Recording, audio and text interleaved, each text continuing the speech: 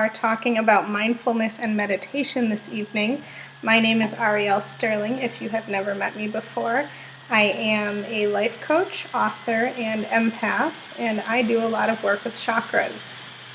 I have this wonderful little book that I wrote on chakras. It's called Shift Happens. If you don't have it yet, you can pick up your copy on Amazon. We'll be talking a lot about a couple chapters in that this evening. But I want to welcome everybody who is joining us this evening. We have kind of a different format tonight. There's some people joining me live, and we also have people joining me digitally. So thank you to everyone who is joining tonight. So we're going to run class a little differently than normal. These classes are very interactive, so the more you speak up, the more questions you ask, the more you're going to learn. Tonight is one of my favorite classes, actually. The mindfulness and meditation class is the first thing that I started teaching when I realized that I wanted to teach on metaphysical subjects a few years ago. I figured that this was a good transition for people who wanted more information on basic mindfulness, meditation. I think at one point or another, everybody's heard or recommended that they should meditate, that it's great, and everybody starts to panic, right? Yes. Yeah, totally. So I used to be that person. I was like, ooh, meditation, that's cool for you, right? Not so much for me, though. I was really afraid of meditating. I didn't want to go into my head. I didn't want to see what was really going on. I didn't want to feel. And that was really everything that meditation and mindfulness, these topics call for you to do. So I initially felt a lot of resistance. And it was really scary for me to really embrace the idea of mindfulness and meditation. But I think what helped me understand this concept best is getting the understanding that the word meditation is so misunderstood and misrepresented in the American lexicon. So the idea of meditation should be likened to the word sports. Bear with me, I know this doesn't make sense right now. I'm going to explain. You're like, sports? No. But really, there are so many different types of meditation, just like there are so many different types of sports, right? There's hockey, baseball, basketball, football, soccer, gymnastics. I could go on and on and on, right? Yes. Sports. Lots and lots of sports. Just like meditation, there are lots and lots and lots and lots and lots of different kinds of meditation, right? So I think we get really tripped up in the idea of what we think meditation is supposed to look like. We think we're supposed to, go sit on a little stool and have incense burning and be listening to, Tibetan singing bowls and be in lotus position and clearing our minds and just be in, nirvana. When in reality, you have kids screaming, dogs barking, lawnmowers going, electronics beeping, TVs going in the background, kids screaming at you again, right? There's things going on, and that's not super realistic all the time, right? So once we get the idea that we can redefine what meditation is to us, that helps with the deeper understanding of being able to actually meditate. Right? And not making it such a big deal in our minds and not having such a big build-up to it. That is really the best thing about the idea of meditation, right? It's so diverse. There are so many different types of meditation. What if I told you you were already meditating? Would that take a lot of the stress off of it? Right? It's like the idea that you have to start something but realize you've already started it. So task 1 is gone, right? You can already cross that off the list. So I know, Katina, I know that you run, right? You were talking about going running? Yes. Mm-hmm. That's actually a form of meditation. It is, and that's what I use it for. I Right? absolutely, like with every breath, I have an intention when I start, and I just see where it takes me as I'm running. But I do it when I'm driving too, so I have a commute, and people are like, you can't meditate and drive, and actually I do. That's like some of my best like mind space is when I'm driving. Totally, totally. And these are the kind of things that we want to talk about tonight because people don't understand that all of these things, if we use them appropriately, you can meditate, right? So, like when you're driving, it's not like you're closing your eyes. Right, you don't start off meditating. I mean, it's like you kind of have to have control over it. I don't advise it to the newbie, but absolutely, Right, yes. so tell me a little bit about what that looks like for you. Meditating when I drive. Yeah, I'm curious about your process because I know what it looks like for me, and I think everybody, kind of has a different way and a different process. So I'm curious what it looks like for you. Yeah, as far as I make certain that I turn the music off. Um, and I generally turn my phone off as well so that I don't have the distractions because I already have the distractions of driving, because I do have to pay attention. Right. So sometimes I actually have a conversation with myself, like an out loud verbal conversation.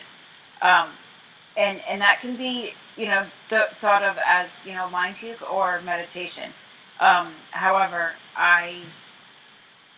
then I kind of do a little affirmations like chanting, just to kind of get my head in that space where, like whatever it is I'm wanting to work through, and just kind of see where those thoughts take me.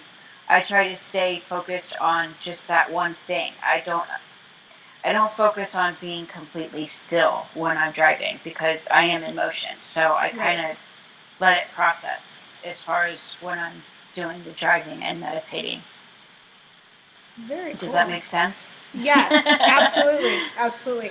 And it's so interesting because a lot of times I actually, it's, completely opposite. I'm not meditating, but in the car I get a lot of messages, I get a lot of guidance and a lot of conversation, angel chatter, guide chatter through the songs and through the music. Nice. So that's really interesting that you use that in a completely different manner. But it's really self-talk. It's really, a conversation with your higher self. Yes. Right? Getting to those points. How cool. Yes. I often talk to my angels, specific ones, if, like I'm working on healing or if I'm working on, anger or frustration or, I try to, zero in like to one, like archangel or something is usually who I'm talking to. Totally get that. If I have that verbal conversation. And I love it now that we have cell phones because people don't look at you weird when you're talking to yourself. But I started this before it was on, like normal to, like be on Bluetooth or whatever, and people, I would get odd looks, but it was kind of fun sometimes. Right. Entertaining people in traffic without even knowing it. Oh, that's amazing. How funny. Well, thank you for sharing that. That's really cool. And again, it just kind of goes to show everybody has a different way of meditating. And I think that's where we get tripped up too, because we hear stories of people, doing transcendental meditation and, all of these crazy meditations for hours and hours and hours. And we think that's what we're supposed to do. No. I don't have the patience. I mean, I do have, my nightly meditation where I sit on my cushion and, close the eyes in lotus position and all of that. But that's not my only way. Totally. Yeah.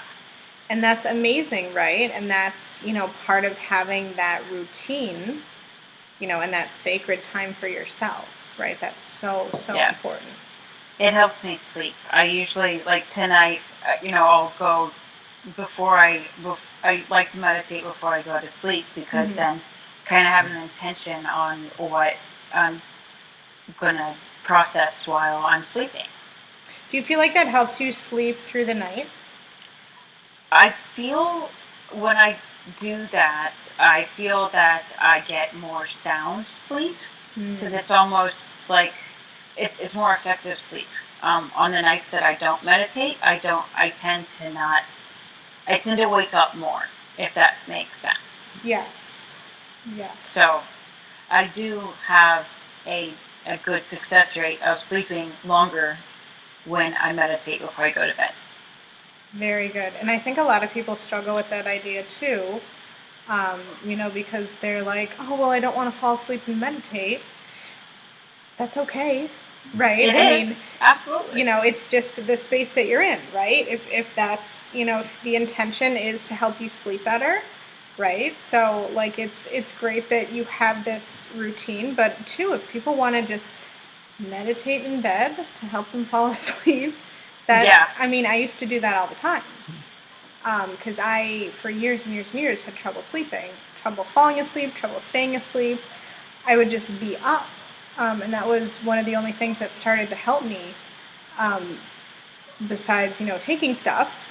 Right. And nobody wants to be taking stuff every night for the rest of their life to fall asleep, right? Self-medicating. It was normally tequila for me. Atta girl. Yeah. No, yeah. Back in the day. Yeah. Mine was in that realm too. I get that. Yeah. There are certain things that help you sleep better than others, right? Yes. So and make it more effective too.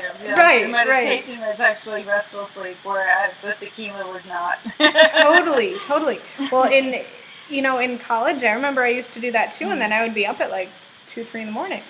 Right? It didn't do any and then it was like, well, what now? Oh, keep drinking and do this all over again. Oh, good, that's healthy.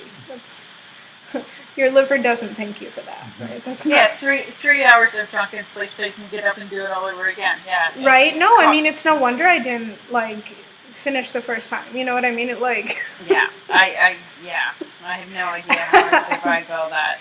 Right? I'm not surprised looking back. I'm not shocked that we're just getting to pay off these debts from this time period. I get it. Yes, exactly. Yes, totally. I know where we're at right now.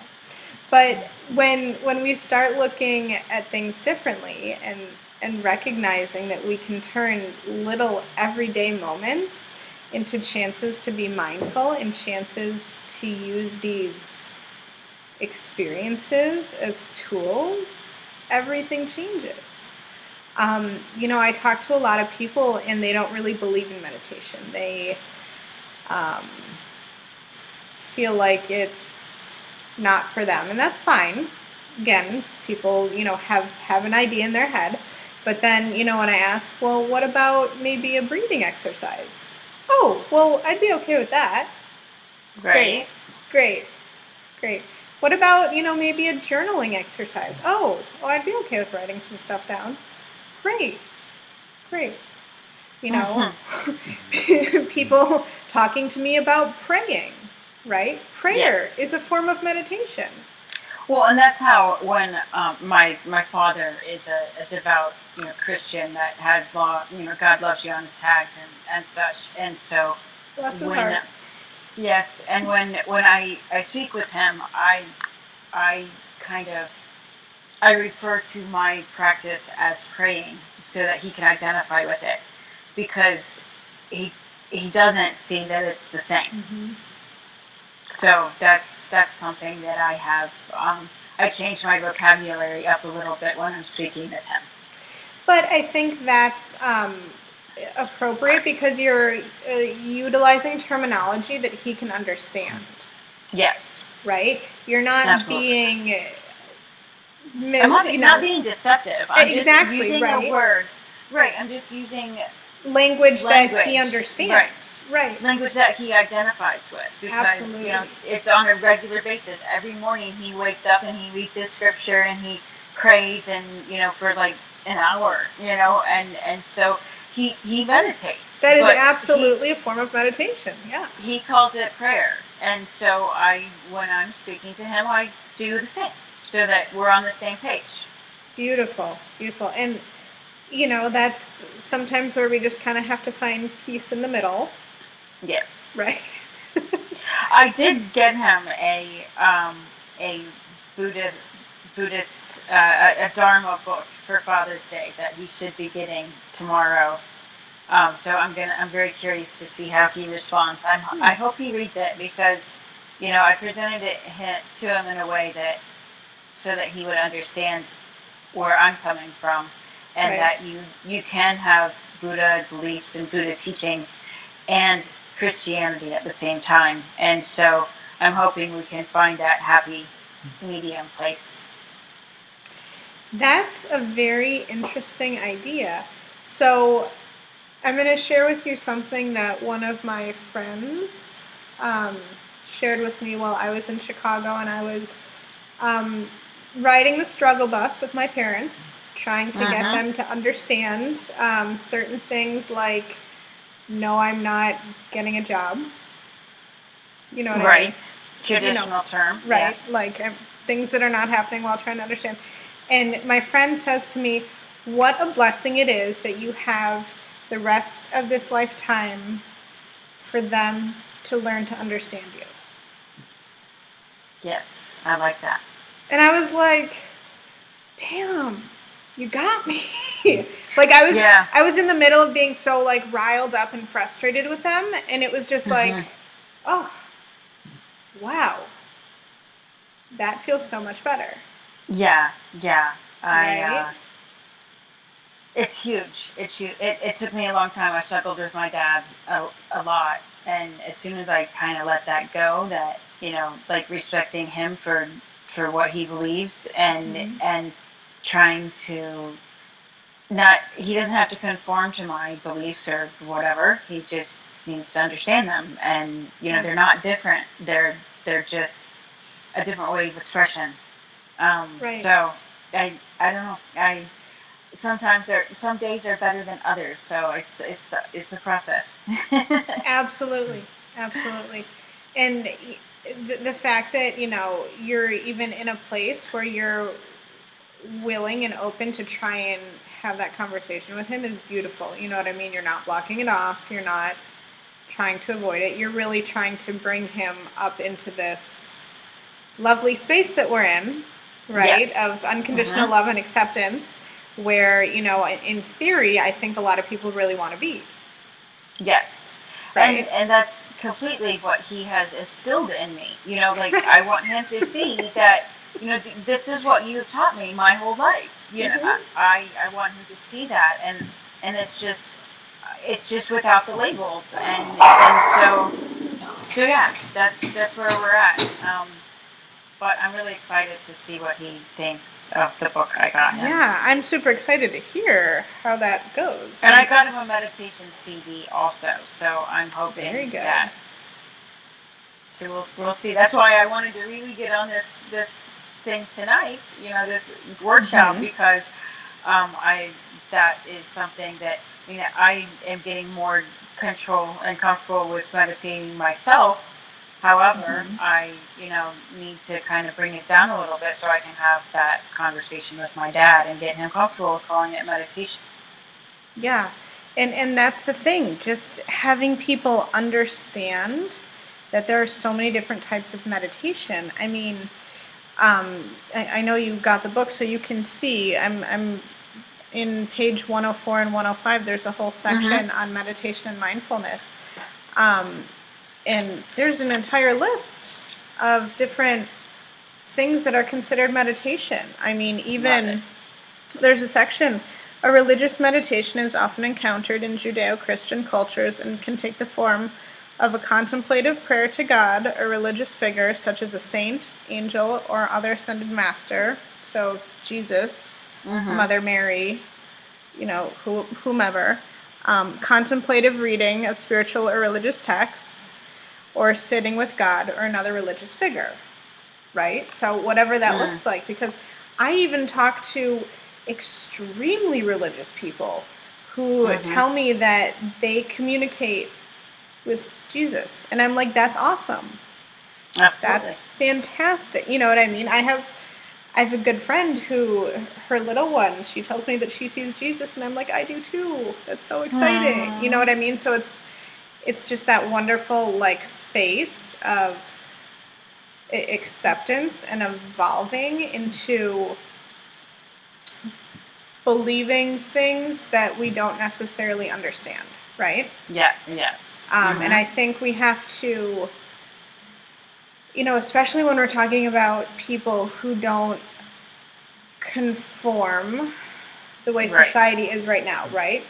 Yes. So we have to have a better understanding of where they're coming from in order to know how to communicate what we need, right? So, I invite you to consider the concept of religion, and I talk about this a lot, where religion was created to control people. Absolutely. It's unfortunate. I grew up in a very religious and profit. Yeah. Right. I mean, there's a lot of things that I don't associate with anymore. I was raised in a very divided religious household. My mom's family is very, very Jewish, and my stepdad's family is Catholic. So I was raised with both. So I have an understanding of what was, the fear base from the Catholic Church. I have an understanding of the guilt and the fear from the Jewish aspect. And so there's a lot of control. There's a lot of things. So we have to give them a little. What I'm being shown is, and I don't necessarily understand this, but give them a little rope. Give them a little something extra to hold on to. Yeah, and comfort is what I'm getting.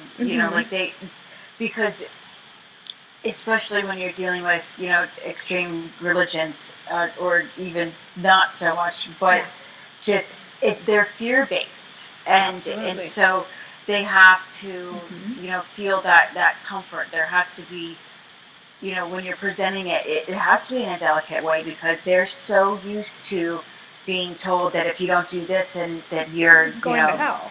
Right. You're going to hell, or if you don't do, people that are not like you are also, like they're destitute, or and so it's all based in fear and conformity, and so it's comfort is what I'm getting. Absolutely. Right now. Absolutely. So that's good. So just introducing things that may be comfortable and familiar, but not necessarily saying that they're meditation, right? So breathing techniques.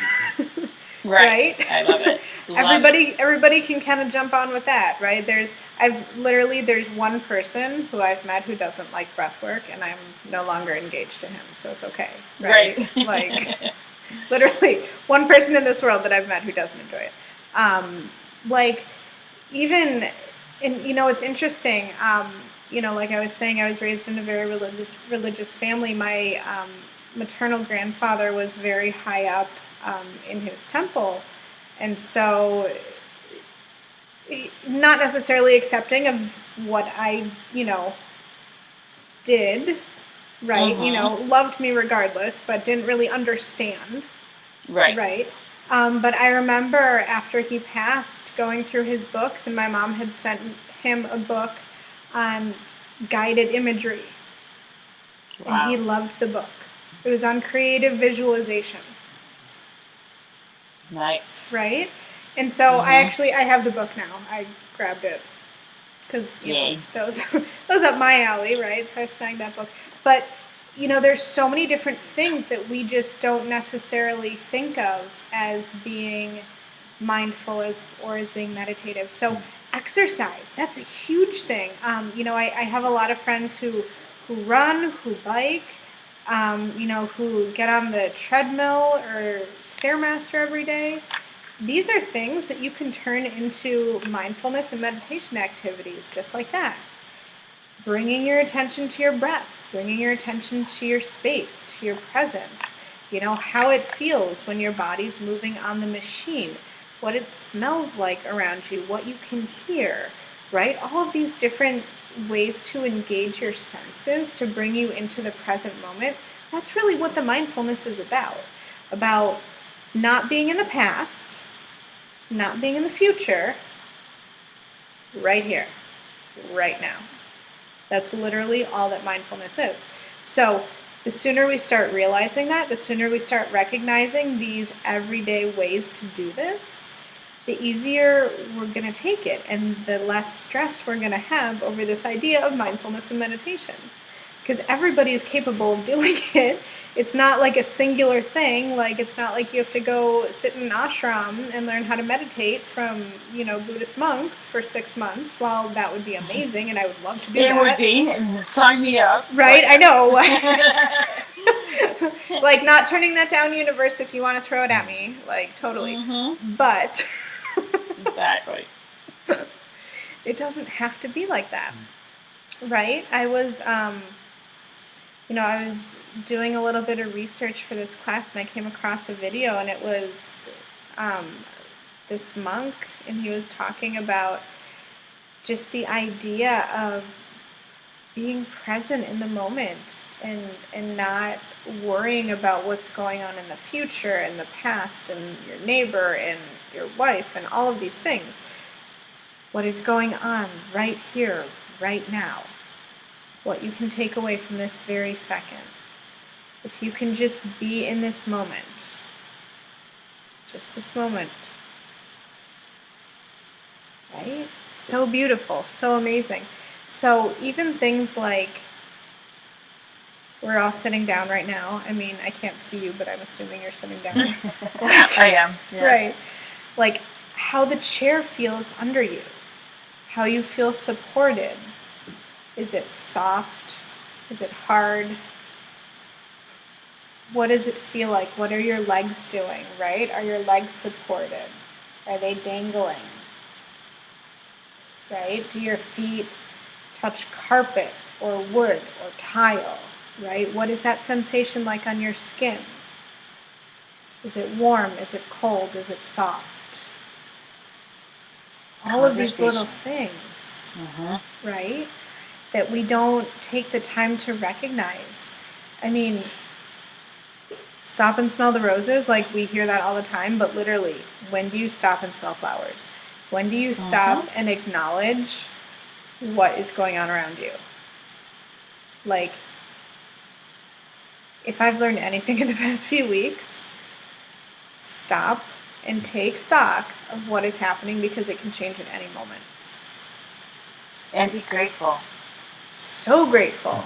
Yeah, that's something that through my struggles, I completely brought me out of it, was, just like recognize the things that are going right and be grateful for them, and not, focus on what's not. Absolutely, absolutely. And that's really the key to a lot of it, is being grateful and being understanding of the space, right? And it makes it easier to be mindful. Yeah. I think. Absolutely, right? And showing gratitude for the fact that we're in Arizona and we're in air-conditioned rooms, right? Right. We have electricity, we have lights, we have these human creature comforts that not everybody is privileged enough to have, right? We have clothes, we have all of these beautiful things, we have these experiences, and we take them for granted because it's our norm. It's our day-to-day. We don't wake up and say, oh my gosh, I'm so grateful that there's a roof over my head. I'm so grateful that I have a comfortable bed. I'm so grateful that I have food in the fridge. I'm so grateful that I have clean water to drink, right? These are things that we're not taking time to consider every day, and it would be so beautiful if we could, right? Just that moment of mindfulness. Showing gratitude for the things that we do have and not focusing on what we don't have, like you said. That whole manifestation thing, right? So it's like, don't focus on what you don't want, focus on what you do want. So being grateful, right? Being grateful and showing gratitude for all of these these gifts that the universe gives us, even if we don't understand them, even if they don't make sense. Yeah, that can absolutely help with happiness, motivation, gratitude, all of these things. They're so intertwined, they're so connected. It's so important that we start to have a better understanding of those ideas. Definitely. So I'm just kind of looking in the book, a couple different things I want to mention. It's interesting. We hear Zen meditation a lot, right? Let's be Zen. We use that term a lot. Zen is a Japanese form of meditation done seated in the lotus position while focusing on your breathing. This tradition is rooted in Chinese Buddhism. So a lot of these practices go back thousands and thousands of years. They're rooted in ancient texts, history. I mean, these weren't created last week. These are not some fad. It really bothers me when the term New Age gets thrown around. I'm like, look, there's nothing new. They've been talking about these things for longer than your Bible's been around. How is this new? Yeah. Right? What's your definition of new? Okay. New thought, maybe. New to mainstream. That. Right. That. But it's like, we look at all of these things, these old traditions. The next one I mentioned in the book, the I can't even pronounce this, Vipassana meditation. This is focusing on mindfulness and breathing and acknowledging body sensations. These are ancient traditions that have been used for thousands of years. So they're obviously working, right? There's obviously a reason that they keep getting passed on and that we keep talking about them. So I think it's important that we find ways to work these old concepts into new tradition, into new ways of life. Something that I talk a lot about is not fighting the technology, right? So using the technology to help us instead of to, feel like we can't, that whole ego trap of wanting to be spiritual or whatever you want to brand it, where it's like, oh, I can't use my cell phone, that doesn't fly. No, this is 2017. We have cell phones, right? We should use them and not shun them. So, right? You can't just ignore the fact that, these things are around. It's great to be able to turn them off, like you said, especially while you're driving. Safety first. You definitely don't want to be like driving and, using a cell phone unnecessarily. And two, having that disconnect is great, but there's ways to also use the tools on your cell phone to help you with mindfulness, to help you with meditation. So there's a couple great apps. One that I've been using is called, I think it's called Aura. I think there's two that I've been using. One that's called Aura and one that's called Calm. And they both offer... Sorry, you can hear there's a pug. An adorable little pug who is running around all excited. So I'm surprised my boys haven't said anything yet. So that's okay. We're very animal friendly. It's all good. Yeah. Okay. Problem is, I lost my train of thought with the dog barking all over. The applications on the phone. Applications on the phone. Thank you, Ryan. Okay, so applications on the phone. Using them, they have reminders that you can set to meditate at certain times after different events, right? So if you want to set a timer that you brush your teeth at the same time every morning and want to meditate along with that, there's timers for that, right? So you can use the technology to help you, to remind you, because let's be honest, there are so many things. There's so many things coming at us. Projects, lists, ads, work, home, relationships, so much shit all of the time. Yeah. Like, if you're not paying attention, you miss it, right? Yep. So, use the technology. Use the things that we know are going to help so you can be successful with what you want to do, right? So that's probably the best tip that I have. The other thing, I set alarms in my phone. I talk about this a lot too, where it's like I will forget to eat in the morning, right? So I set an alarm. I have a 10 o'clock alarm, and it says, "Have you nourished your body yet?" And I have a 1 o'clock alarm, and it says, "How's your energy?" I'm thinking about adding a couple different alarms during the day too, to check in and be mindful, right? Just a mindfulness check. Like, take the time just for a moment, stop and check in where you're at, connect with all your senses, right?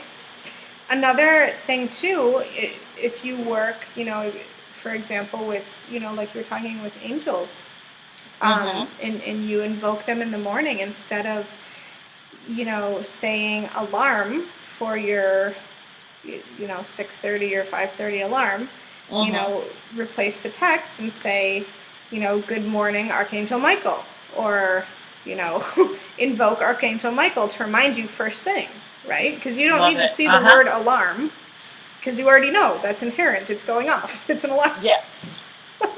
Right? But that pops up on your phone, right? And that's just an inherent reminder. So checking in with that every single day, that's going to help to build, again, that mindfulness too in that practice, right? So that's another way of increasing that aspect for you as well. So that would kind of be interesting. I don't really set alarms. I don't like alarms. They're like my least favorite thing ever. So I only really set alarms like to wake up in the morning if I have morning appointments or I have to. But exactly, I have 2 little baby dogs. 2 dogs that wake up alarms. At 5 o'clock every morning.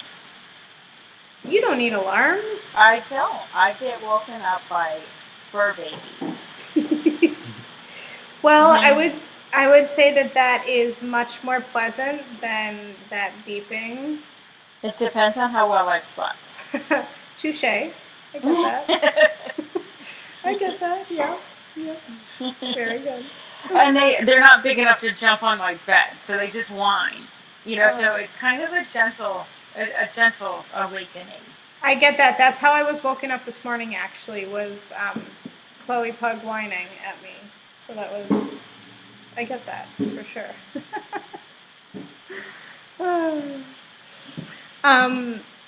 Couple of other different types of meditation that I do want to mention. One that really seems to be popular when I do them with my online group are the metta meditations. So these are kindness, benevolence, goodwill meditations. That's actually what the word metta means in Pali. Nice. So these are meditations that allow us to work from our own energy out to people that we love, people that we like, people that are neutral, people that we may have some problems with, and eventually all the way out to encompass the whole world, right? So there's different types of meditations that you can do. Guided meditations. Some people don't like guided meditations, and that's okay. People just think that it's, whatever's depicted in Hollywood, whatever, they see on TV. And sometimes TV. they just haven't heard the right person. Like, they don't resonate with, the right, or someone that's speaking, because some people can't do the whole soft and let's, they don't resonate with that. Right. So that's a really good point too. I think it's important to listen to a lot of different types of meditation and really find out what works for you. That's another wonderful thing with your using technology. There's so much out there that is available for, especially guided meditations now. Right. YouTube is a great resource. I used to do that when I was working a lot too, and I would, if I would be stressed out and need to take a break, I would go, pop on a 5-minute guided meditation and go sit outside with my headphones and just listen to that instead of, mouthing off at somebody at work, Right, exactly. Right. I would do that too. Right. And, Count to 10, you go outside, and I wouldn't do the guided meditations, but that was when I was smoking, so that would be my excuse. But it was really, like, that was my, I didn't really want a cigarette. I just needed to get away. Right, you needed the distance, the space. Yeah, exactly. Totally. But then I would pollute myself, just because it was habit. Yeah, I get that. I think it's interesting too, the awareness that you have around that. I think a lot of people just, I need a cigarette. No, you needed space, you needed distance, right? It's the habit. It is a habit, but I mean, so many different things as well, because a lot of times also it would be for social, reasons, because it's like, you want to go have a cigarette? It needs no. Everybody's going out on a break. Right, exactly. It's like, no, we're going to go talk about what the boss just said or whatever. It had nothing to do with actually having the cigarette. That was just our mirage that we created. Right. So yeah, absolutely. Totally, just a facade, so you could, feel better about, whatever whatever it was you needed to vent or process or whatever. Yeah. Totally. That's funny. I was a restaurant manager for years, so I know exactly what those cigarette breaks were meant or were used for. So. Oh yeah, for sure. For sure. It's true. I get that. Another form of meditation and mindfulness is yoga. I think people forget that the goal of yoga is actually spiritual purification and self-awareness. So the poses that you put yourself in for yoga are specific breathing exercises that encourage movement throughout the body. So when I talk about yoga in relation to chakras or yoga in relation to meditation, it's because it's specifically created to move the energy throughout the body. I know we use it for exercise in America, and we have that conceptual understanding that it's exercise.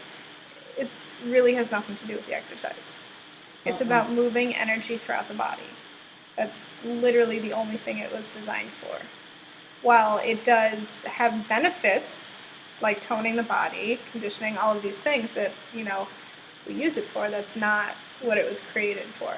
And that's probably one of the things that makes yoga one of the best tools in our spiritual arsenal, if you will, because it was created for that. I always encourage my clients to look at why you're doing things, where things come from, where they're created, and if you align with that, right?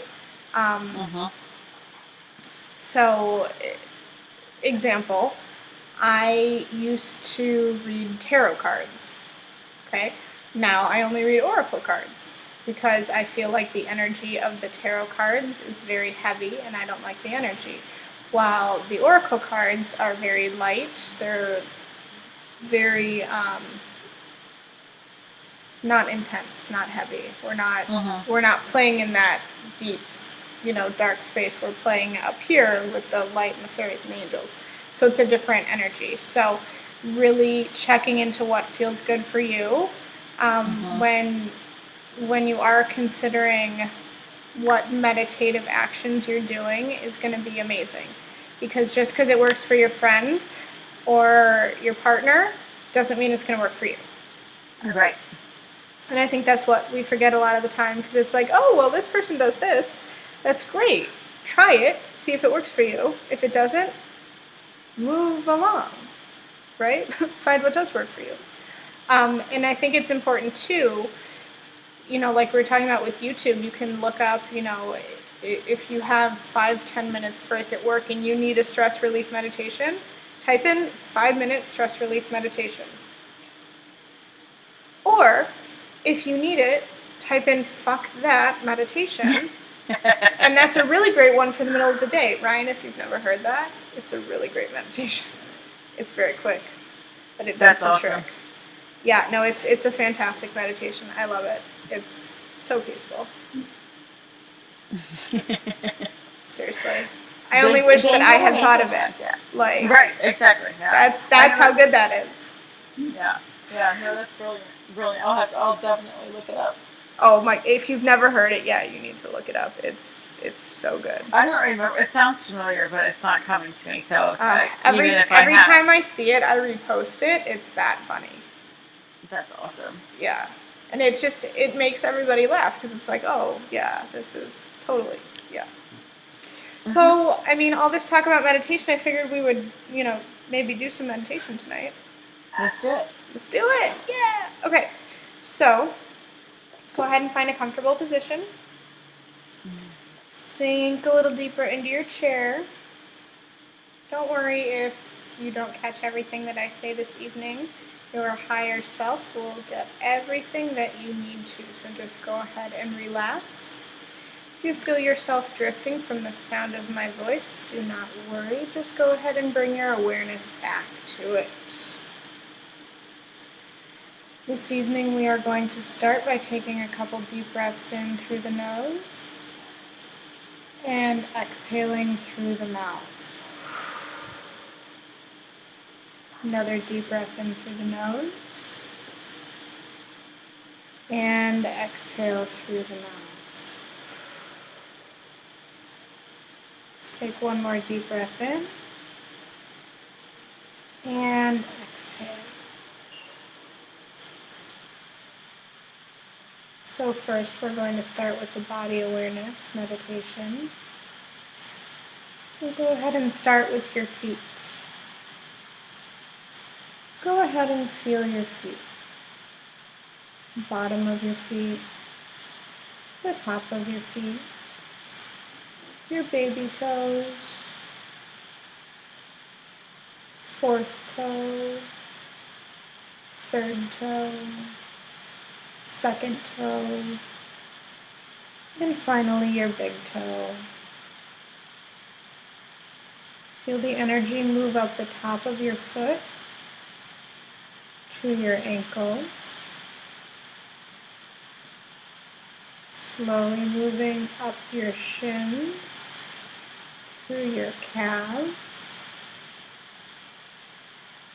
stopping at your knees.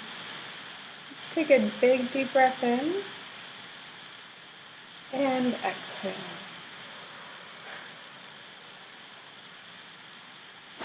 Slowly feel the energy start to move up from your knees to your thighs.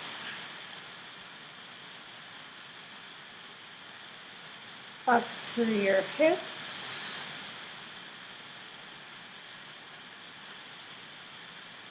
To your stomach. Through your pelvis.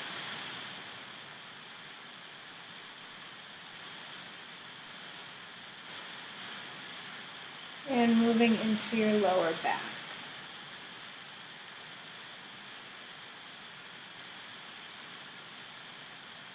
Allow your awareness to move up each vertebrae of your spine.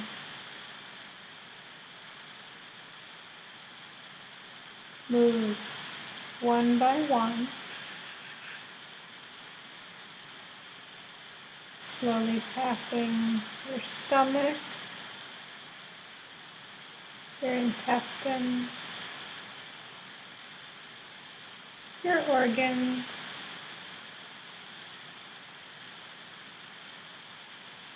making sure you're still breathing through this, up through your heart, your lungs, your throat, your shoulders, and stopping at the base of your neck. Feel your awareness move into your mouth. Feel the roof of your mouth, inside of your cheeks, your tongue, the roof of your mouth, your teeth, your gums, and your tongue.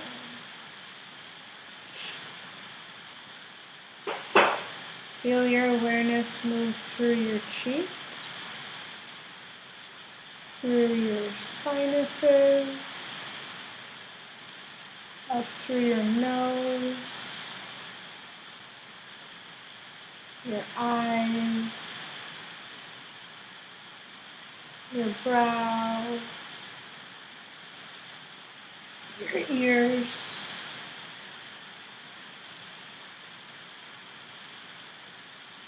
and finally enveloping your entire head.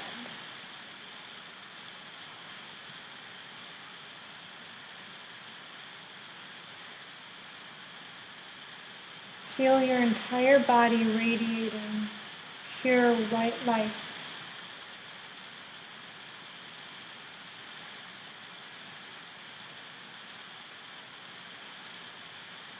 Feel your body open and activated.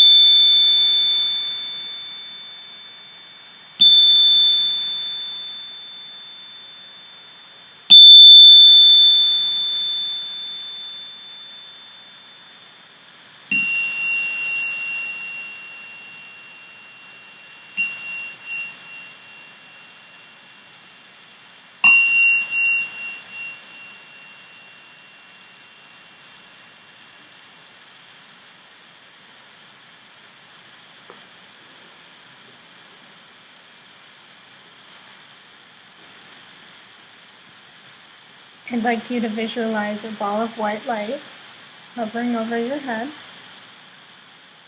And I'd like you to invite that ball of white light to enter your body and ask that any pain or discomfort that is in your body be removed by this beautiful white light. Let this white light sweep through your body and remove anything that is no longer serving your highest and best good at this time. Any pain, discomfort, emotions, anything that is not yours, that is no longer serving you, we ask that it is released.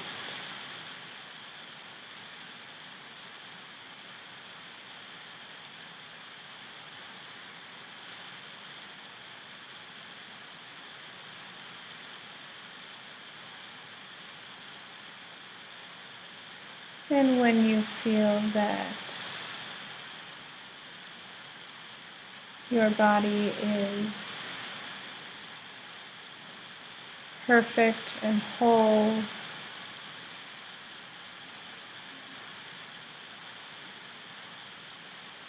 remember that you can always call upon this white light and ask it to clear anything that is no longer serving you.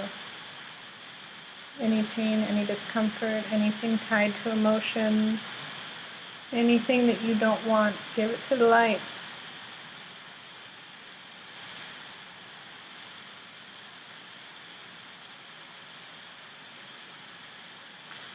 I'm going to ask that you slowly start coming back to presence. You start by wiggling your fingers and toes, rocking your head side to side. And when you are ready, open your eyes and come on back.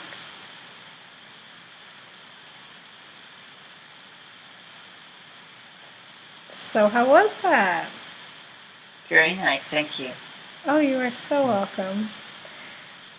So Ryan, would you like to share? Because I saw you bobbing around over there. Yes, that was very interesting with your chimes or Yeah, your bells. I could feel it every time you hit it. It just kind of whoosh through my body. It's like, whoa. So that was yes, kind of interesting. Yes, we are the beautiful noise that you heard were chakra chimes, and each bar is attuned to the specific chakra sound to clear that chakra out. So especially when you are in person, it is very powerful. Yeah. You can feel the vibrations ringing through very strong. It's like a shock to the system in a way. Good shock though, right? It's a good shock. I was like, right. Whoa. So when we talk about sound baths, yes. this is a form of sound bath, right? Because you can literally feel it wash over you. Yes. So I like sounds. I've never felt that before, so. Well, that's a fun one. I like yes. when people have new experiences, right? That's exciting. Awesome. Well, we are just about at time. I'm so glad, so grateful for you guys who showed up and hung out with me tonight. Couple things, we do have our next online group, Release Density and Shift Your Life, that is starting the first week of July. Right now our start date is July 5th, but I feel like that may change to Thursdays instead of Wednesdays, so keep an eye open for that.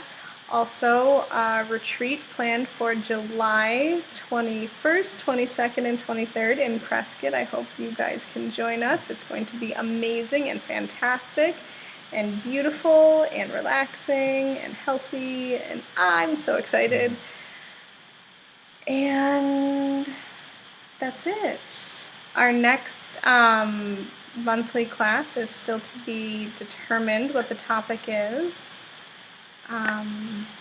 So we'll see what's up with that still. It's a lot of things up in the air, so I'm excited. A lot of new energy coming in, a lot of new stuff. So if there's something that you guys would like to know more about, please let me know. We can always add it to future class lists. Thank you so much for joining. Thank you. Have a wonderful evening. Thank you. Bye, guys. Bye-bye.